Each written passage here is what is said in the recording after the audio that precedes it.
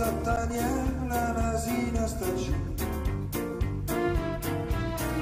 Regarde mes bottes à clous, oui, toute la panoplie. Allez, le bloc-notes continue avec Thomas Hervé, Julia Limage, Loïc Ballet.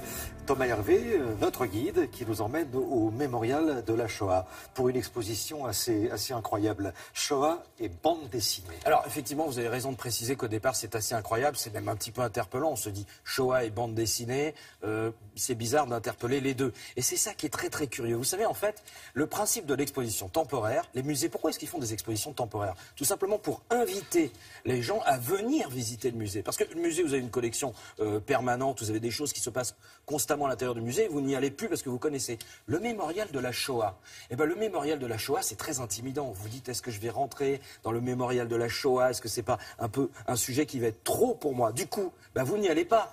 Grâce à cette exposition, la Shoah et la bande dessinée, ben, vous allez attirer des tas de gens qui se disent, tiens, pourquoi pas? Et si j'allais voir? Et ces gens ont raison de se dire, tiens, et si j'allais voir? Parce que en allant découvrir cette exposition qui est complètement interpellante, vous allez déjà découvrir une exposition sublime, mais en plus, vous allez rentrer à l'intérieur du mémorial de la Shoah. Et là, vous allez découvrir un lieu absolument unique en France et qui risque de vous surprendre.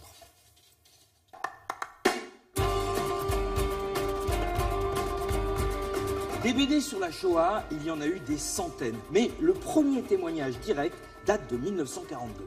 Horst Rosenthal, c'est un juif allemand qui est venu en France en 1933. En 1939, il est arrêté parce qu'il est allemand, c'est la guerre. En 1940, il est interné parce qu'il est juif. Et en 1942, il sera déporté à Auschwitz. Et comme il ne comprend absolument pas ce qui lui arrive, eh bien, il va raconter ça sous forme d'une toute petite bande dessinée et il se représente sous la forme de Mickey. Parce que Mickey, pour lui, c'est l'innocence. Il ne comprend pas pourquoi il est arrêté, il ne comprend pas pourquoi il est déporté. Et bien sûr, évidemment, sans l'autorisation de Walt Disney. D'ailleurs, s'il avait demandé, je pense qu'il ne l'aurait pas eu.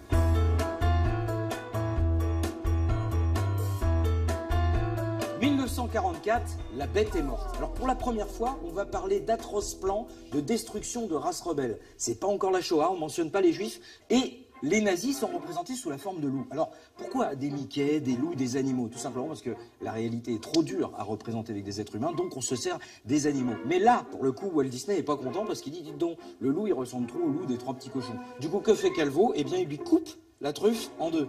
Et là, effectivement, il n'y a plus de méprise. Hein. On voit bien de qui il s'agit.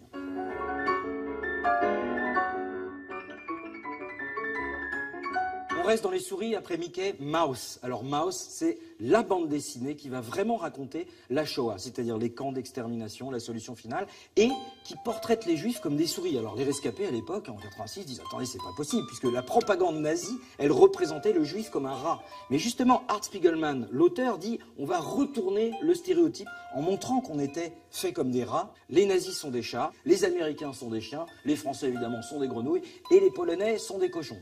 Ça, sur ce coup-là, il s'est pas fait que des copains chez les Polonais.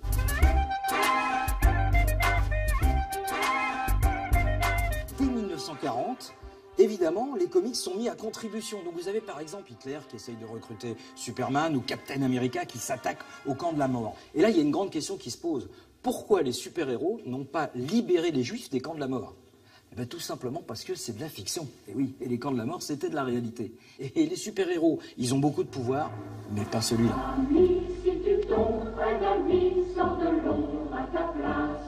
Et pour terminer, les bandes dessinées sur les justes. Vous connaissez Robert Doisneau, le photographe du baiser de l'hôtel de ville. Et bien dans cette bande dessinée, vous apprendrez qu'il faisait aussi des photos pour des faux papiers. Et il allait même jusqu'à mettre sa propre identité, Robert Doisneau, sur les faux passeports pour permettre à des juifs d'échapper aux nazis. Alors voilà, c'est pas Superman, c'est pas Captain America, c'est pas un super-héros, c'est juste un héros, Robert Doisneau.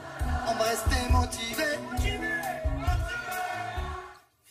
Il faut que tous les enfants, les écoles aillent visiter ce mémorial, aller voir cette expo. Alors évidemment, parce que d'abord, vous avez la clé d'entrée avec la bande dessinée. Et c'est ça, en fait, qui va permettre tout à coup aux écoles de se dire, tiens, j'ai une clé d'entrée, j'ai la bande dessinée. Et ensuite, on peut amener la Shoah. Et donc, vous voyez, par le biais de ce médium, vous savez, Marshall McLuhan, qui était un spécialiste de la communication et des médias, disait, le médium, c'est le message. Ça voulait dire quoi? Ça voulait dire que lorsque vous choisissez de diffuser un message à la radio, avec un livre ou avec une bande dessinée, vous avez déjà fait un choix sur la manière dont vous allez parler du sujet. Et donc c'est très très intéressant d'avoir choisi la bande dessinée parce que tout à coup ça vous fait, il y a des tas de personnes qui vont pouvoir rentrer dans ce mémorial, qui vont pouvoir comprendre, je dis pas découvrir parce que ça normalement dans les cours d'histoire ils sont supposés l'avoir découvert, mais comprendre un peu plus, un peu mieux ce qu'a été la Shoah et cette période de notre histoire, et en même temps, je vous le disais en plus, eh bien tout simplement après aller au mémorial de la Shoah. Voilà, donc c'est l'occasion. Vous profitez de cette exposition,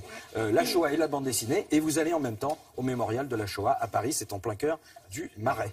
Et voir les super-héros, les héros de bande dessinée Oui, comme on les aussi, comme connaît. on l'a vu, les premières bandes dessinées de gens qui étaient vraiment dans les camps et qui n'avaient que ce moyen-là pour s'exprimer. Merci beaucoup. Donc c'est au mémorial de la Shoah, donc jusqu'au 30 octobre. Merci Exactement. beaucoup Thomas.